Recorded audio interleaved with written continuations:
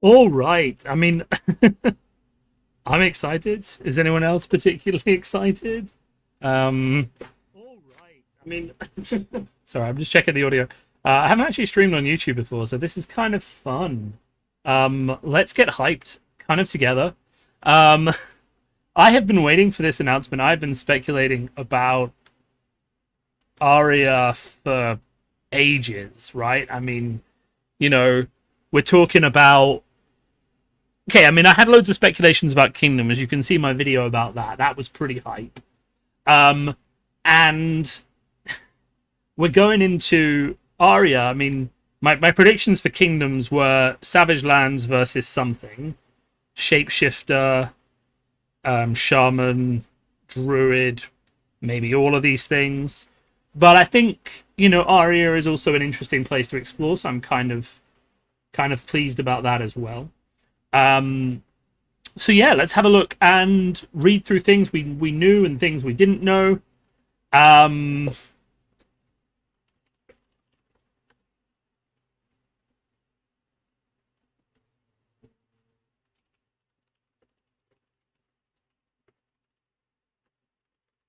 and like just what I'm really excited about what I've seen about this set so fast. So like, okay, firstly, release date 24th of September. We'll see if we hold to that worldwide. Remember, Monarch Unlimited still hasn't arrived in its full quantities in the UK. Crucible Unlimited is delayed by 2 weeks here, so that may be delayed in some parts. Though printing in 3 locations, we can probably get quite excited that it's going to come out in time. Pre-release events, obviously, again, those will be pending, and of course, the world premiere at Calling Las Vegas. That is almost certainly a hard date because LSS are going to make that happen come hell or high water. They are going to get that product there. So if you're going to Las Vegas, do not worry about any delays. LSS will air freight stuff there for that, regardless of what happens. So just, you know, let's just not worry about,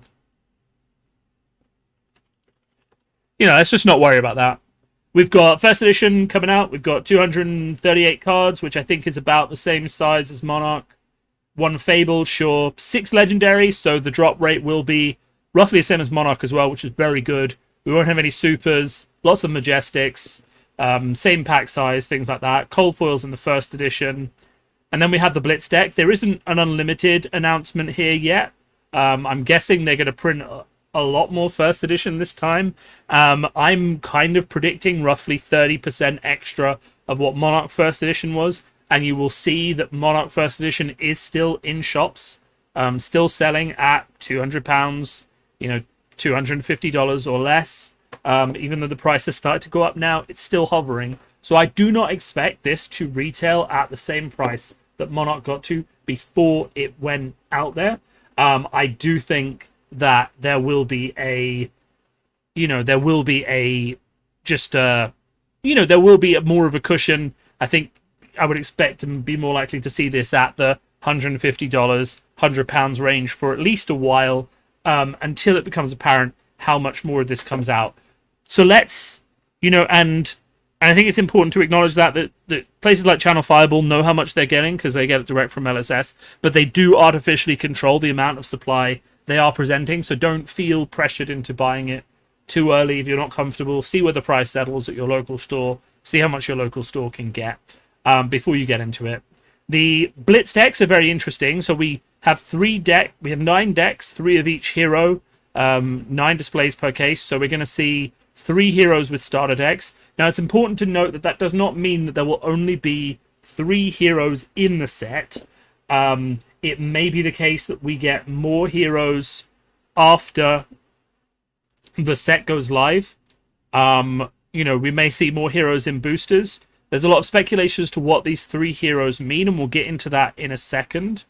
But, it could be the case that, we have 3 heroes who have different elements, we'll say, and there's 3 talents in this set. And maybe there is another card, another hero in the boosters that can do something with all 3. Some other people have suggested that maybe there'll be 3 different combinations of how these talents apply to each hero. No, the second paragraph says... Oh, it does say only 3 new heroes. Okay, so that's a bit interesting. Yeah, I mean, you don't really expect there to be any reprints at this point. So it's kind of interesting they're only doing 3 heroes. So that kind of like the speculation then as to how these heroes work, I think is quite interesting.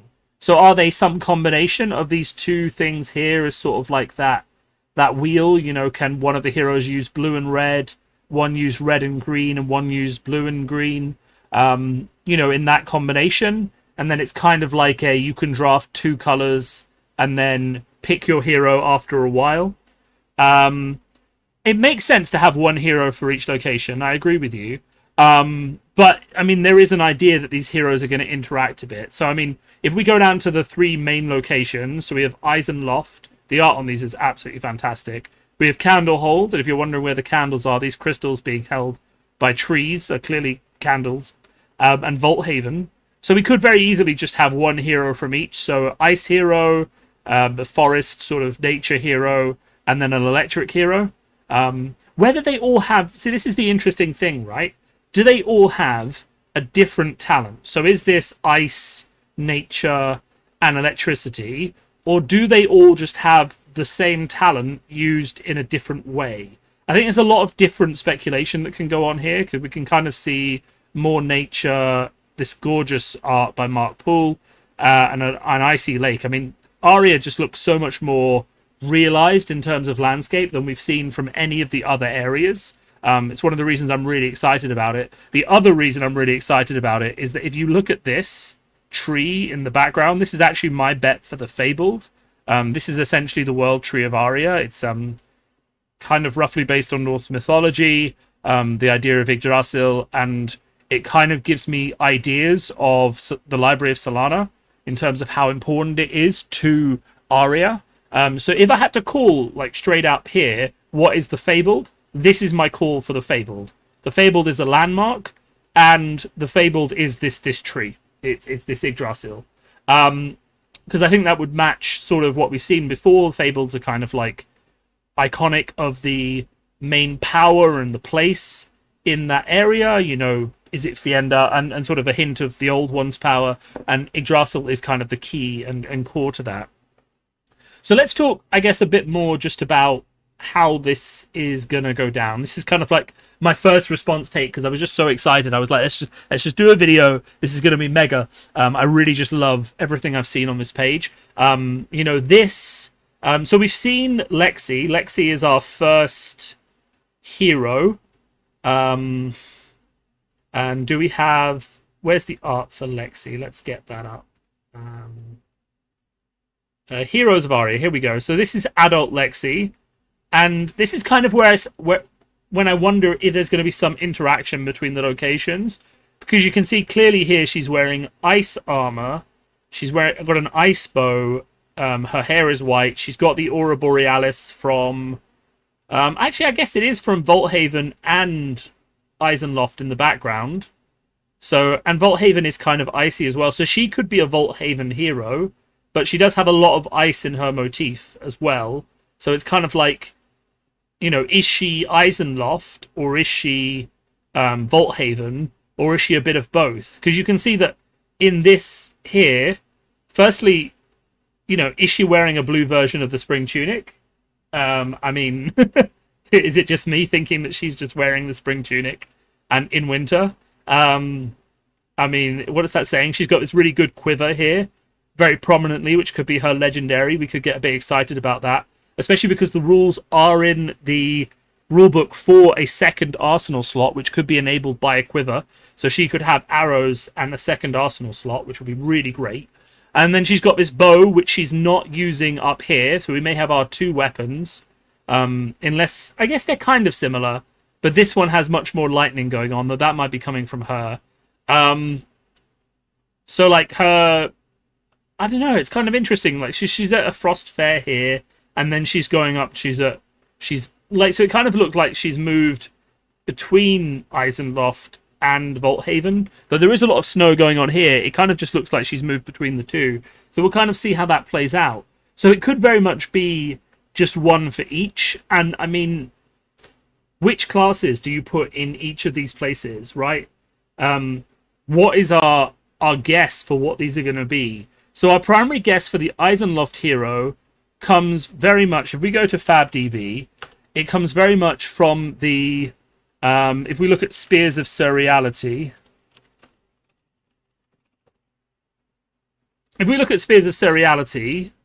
you know, we see ice, we see arrows that are illusions, and we kind of see that very sort of ice motif.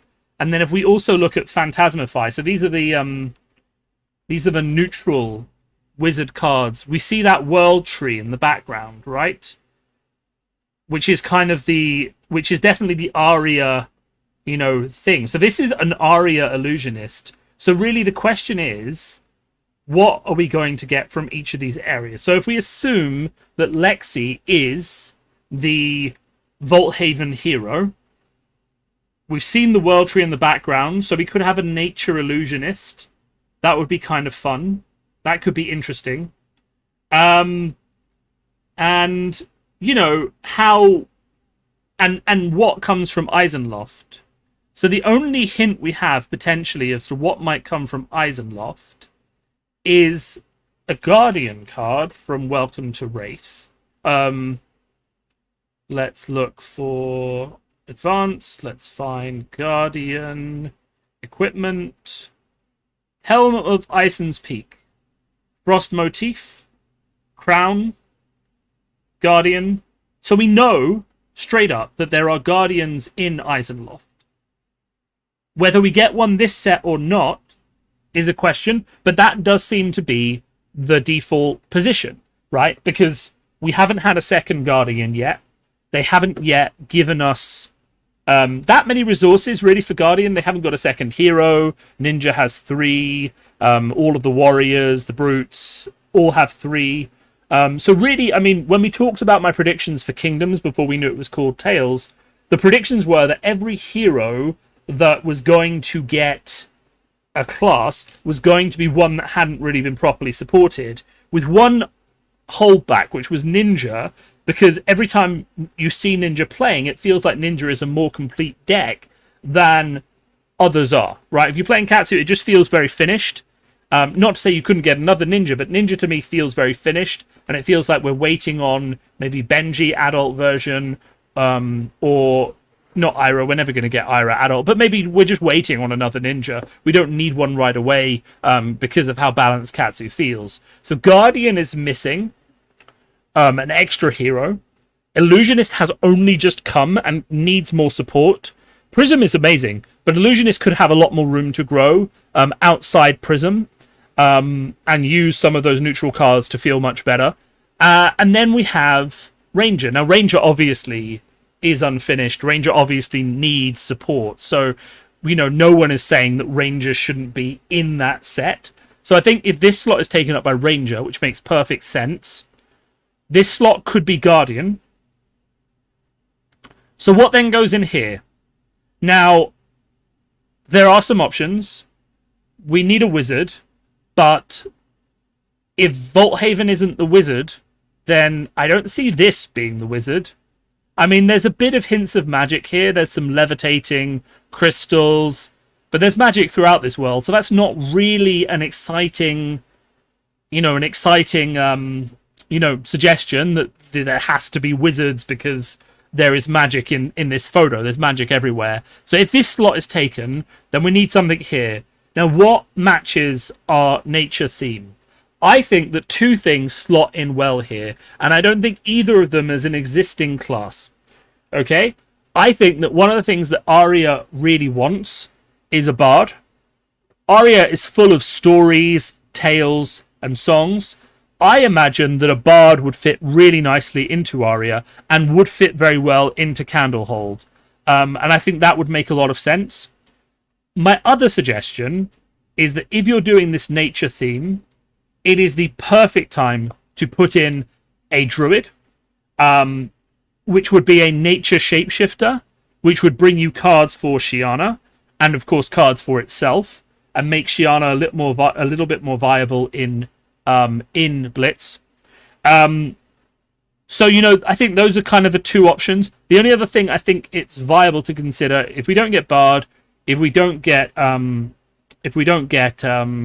Druid, we could see a Ninja. Though, I mean, does Ninja fit into any of these motifs for you? It really doesn't for me. We're not going to see another Brute. We're not going to see another Warrior. We could see... No, I mean, if we're not going to get a Ninja, we get a Ninja and a Guardian. What are the other options? We get a Wizard. We get a Ranger. We're not going to get a Rune Blade. We're not going to get a Mech. Sorry, not in any of these. So either they're giving us a new class, or we're getting two from Vault Haven. We're getting some sort of nature wizard. We're getting some sort of natural magic. Or, as another sort of off-the-cuff sort of thought, we might get a Guardian from Candlehold, because one of the things in the lore they do talk about is the Guardians of Candlehold, the Wardens of Candlehold. So we might get a Guardian from Candlehold who just has a Helm of Eisen's Peak because Eisenloft is also in Aria. And, I mean, the natural fit for a wizard here, if you're not going to put them in Vault Haven, and, I mean, our guess is Lexi is in Vault Haven, that's fine. Then a wizard using ice magic is the natural fit for Eisenloft. And I mean, fire, lightning, and ice are kind of the three main pillars that you see in fantasy wizards. So having an ice wizard in Eisenloft would make a lot of sense. So that's kind of my predictions for classes. I mean, these three are kind of just an expansion of what we've seen. I mean, this fits with Guardian, Rouse the Ancients, Towering Titan, all of those things so well. I mean, I'm almost 100% we're definitely getting a Guardian, and we're definitely getting a Ranger. It's literally just the third slot. Are we getting an Illusionist? Are we getting a Bard? Are we getting a Druid? Are we getting a Wizard, an Ice Wizard, to go with our Guardian and Ranger? So there's a lot of speculation. I like the fact they're keeping us guessing. If this is the Fabled, someone needs to give me one. I'll take donations, or I'll just, open one myself. I've opened an unlimited library recently, so I'm feeling pretty cocky. So then let's talk about mechanics, okay? Because we've seen in recent interviews discussed that James White said we're not going to get any of the new mechanics in this set. We're not going to get any new mechanics, which is interesting because he's given us these Blitz decks that have obviously very, very thematic... Let's see if we can open this and make this a bit bigger. They have very, very thematic, viewpoints. We can see... This is very ice-themed, and this ring... This could very easily be fire or nature. This could very easily be, kind of like the Aurora or like some sort of electricity or something like that. So there's a good speculation because we know it's 3 heroes, 3 decks, that each of these each of these aligns with one of the elements, and you're just going to get 3 heroes with 3 elements. And the question really is if there overlap to any of those. So some people are speculating that we will get a Ranger, but the Ranger might have 2 weapons, for example. And you can see from Lexi here that here she's wielding Frost when she's young, but then she starts to wield Lightning. And maybe that those three areas, maybe they can use the elements of those 3 in different ways. And the starter they come with just enables one of the decks, but then if you open the boxes, you can use different elements with the same hero, and there's more overlap. There's a thing that keeps running through my head is that James White said that this was the best sealed experience that he'd had with Flesh and Blood out of all the sets that he'd designed. And I think that's interesting because to me that implies there's more overlap. Because basically one of the problems with drafting something like Monarch is that you have to pick one of a binary choice fairly early on. After you finish taking the good generics out of pack 1, you kind of have to pick light or shadow. And then once you're locked into light or shadow, you kind of have to pick a class pretty quickly, or you risk missing out on the really good cards that are going past. Whereas if all these 3 heroes share maybe a combination of elements, so some of them can use, say, lightning and ice, nature and ice, and you can choose which when you're setting up the hero, then you can draft either and pivot between the two heroes when you get to a point. So that would be really, really fun. And that would be really cool to see. So we're kind of holding out for something like that, some kind of modularity. And my original guess when I saw these images before it was confirmed that they were 3 heroes was that there would be a 4th hero that could use all 3 of the elements in the set. But that hasn't seemingly come to pass, because they do say there's only 3 heroes in the set. So that's a bit of a disappointment, but that's okay. I just really think there's got to be something that sets this apart from just being a 3 hero draft, 3 talent set, whether it's 3 elements that cross over different ways, whether it's 1 talent that all the heroes use in different ways, because Aria is kind of all about the flow. So they may all just use something called the flow and use it to express their elements in different ways. So that would be kind of interesting. In terms of mechanics, I definitely think we're getting landmarks back. And just take my word on it, all 6 of these are landmark cards. I think the talent for Aria will interact with landmarks in some way, and this Yggdrasil is a landmark fabled as well. You will be able to play Eisenloft, Candlehold, Vault Haven, etc., and they will work with your hero. I wonder, potentially, just given the way that these overlap, whether you may in fact start with one of these cards in play, which will determine the alignment of your hero when you play the hero.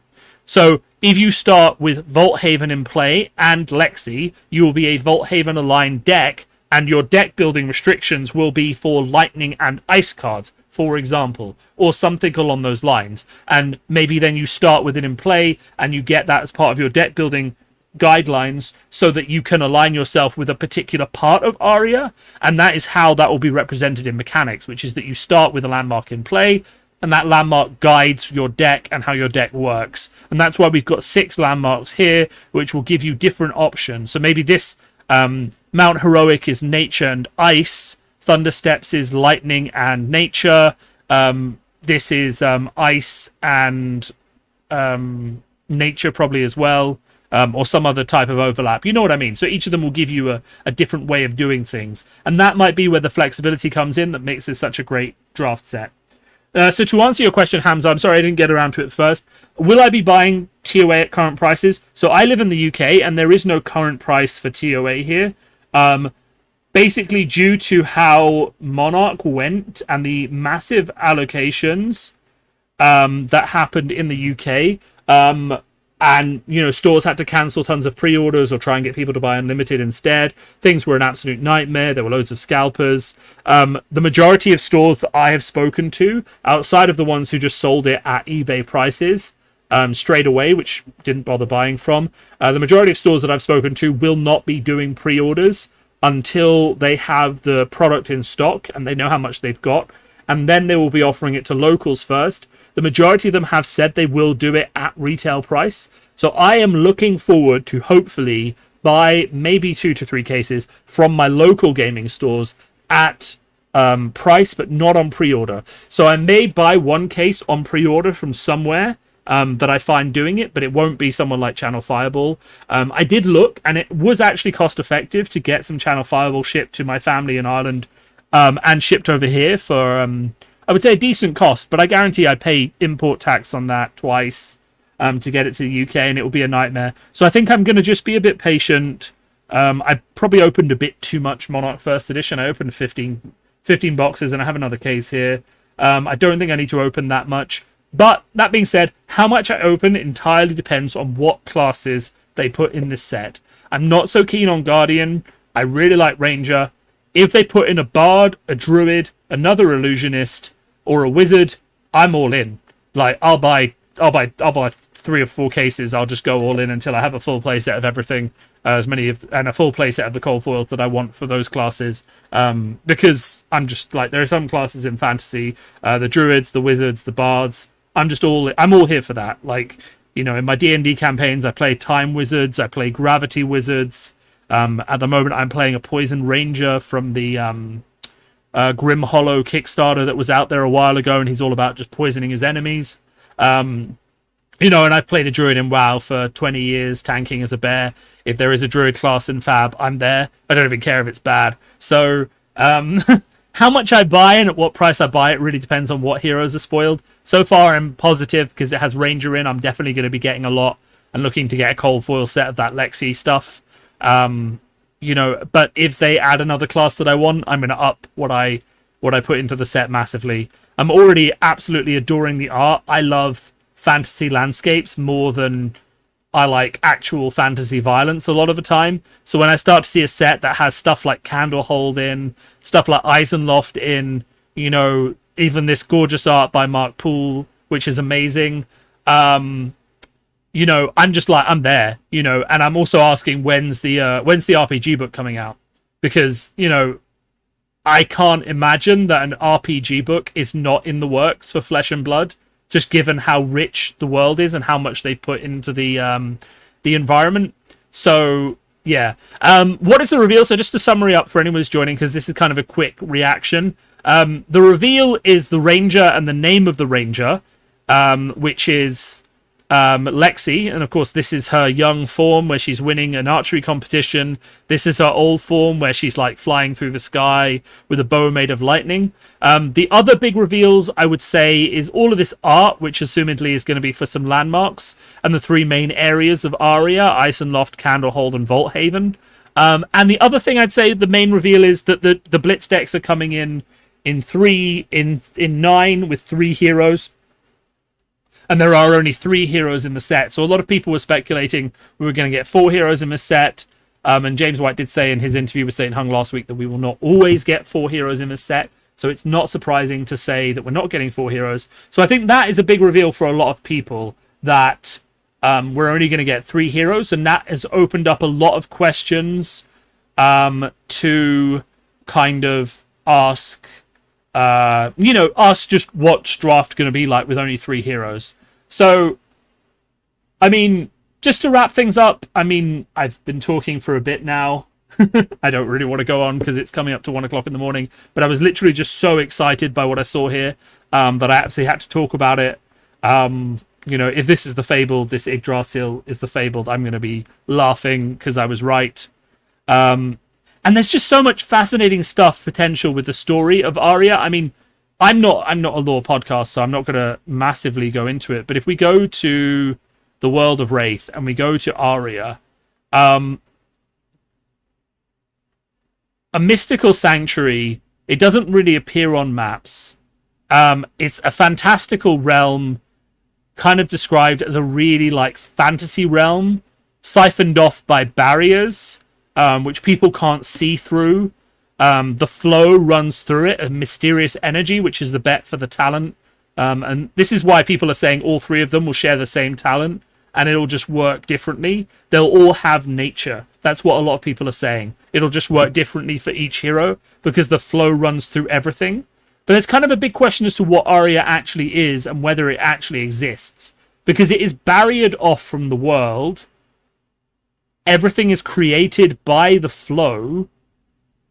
And just to get a bit esoteric here, because I study philosophy, we're talking about a world where a place which is part of Wraith but not part of Wraith, where everything is created by the flow in a kind of unpredictable, like, natural synthesis of nature, where everything comes from one matter, kind of in this Berkeleyan idea of the nous, the kind of like the substance of the world that spins itself into creation when you're perceiving it. So those of you who don't follow philosophy, Berkeley was of the opinion, and you'll have heard this done stupidly and various things about solipsism, that essentially the only thing you could really know about the world is what's actually within the realms of your perception, and that for better or worse, everything outside your perception could not exist, and things may only create themselves from untangible, undefined matter when you perceive them. Now, obviously, that's not reasonable, but it is reasonable to understand this idea of a world which kind of exists like a fey world. If you've read the Dresden Files, there's this idea of the land of fairy, the Never Never, where everything is created from ectoplasm or spiritual matter.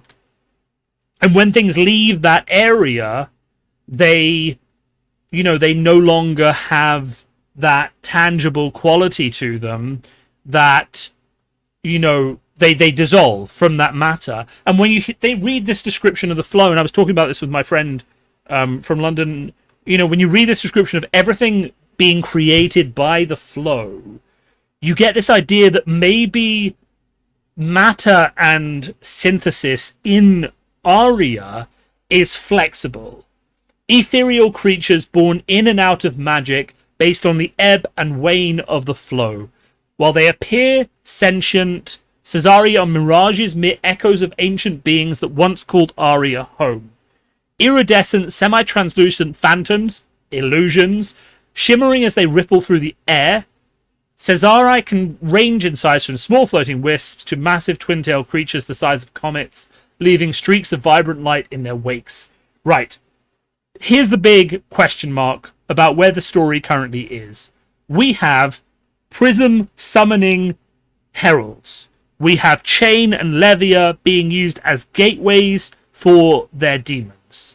What happens when Prism, Chain, and Levia get into a place where all matter is created by an ethereal substance that flows and spins things out of magic to make illusions seem real? Does that or does that not sound like the basis of a massive fight between light and darkness, where all of the people of Aria are forced to choose a side in that conflict and to put themselves on the side of light or shadow to finish the massive conflict that we've been building up to for ages? Is that not a fantastic and fascinating idea? Okay, I'm going to leave with that because it is getting late. I do have work tomorrow. I've been streaming for about 20 minutes, which I think is great. I'm just really excited by this set. I'm really just excited by everything.